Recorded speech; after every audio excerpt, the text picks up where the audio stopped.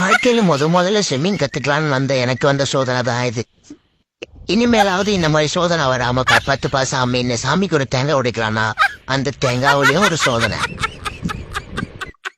போனார் இப்ப என் பெர்ஃபார்மன்ஸை பார்த்து நீ ஆச்சரியப்படுவார்.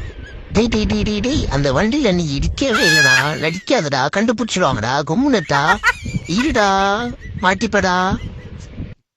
பஸ்ஸுக்காக வெயிட் பண்ணிட்டு இருந்த ஒருத்தருக்கான நிலைமை தான் இது. பஸ் வந்துச்சுன்னு சொல்றவங்கள பார்த்துருப்பாங்க, பஸ்ஸே வந்து நான் வந்துட்டேன்னு சொல்றதை பார்த்துருவீங்களா?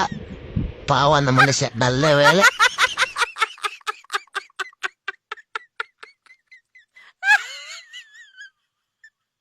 வாழ்க்கையில எவ்வளவு வகையான பார்க்கிங் பார்த்துருப்பீங்க, ஆனா இந்த மாதிரி பார்க்கிங் பார்த்துருப்பீங்களா?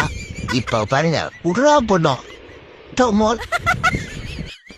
வடிவில் மண்டையில இருக்க கொள்ளையும் வரதுட்டேன் அப்படின்னு சொல்ற மாதிரி இப்ப இந்த கப்பன்ற வேலையை பாருங்க.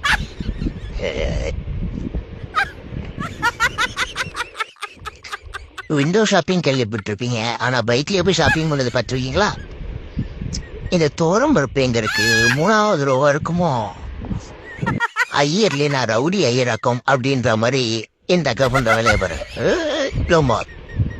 பொதுவா ஜன்னல் வழியா கட்சி போட்டு சீட் பிடிக்கிறவங்க பார்த்துருப்பீங்க. ஜன்னல் வழியாவே போய் சீட்டு பிடிக்கலாம் அண்ணன் பார்த்தாரு. ஆனா நடந்தது என்னவோ வேற ஒண்ணு. அவன் இங்க சிங்கிளா நிக்கலாம், ஜோடியா போறீங்களா, ஓரமா போடா, இருமைக்கலாம்.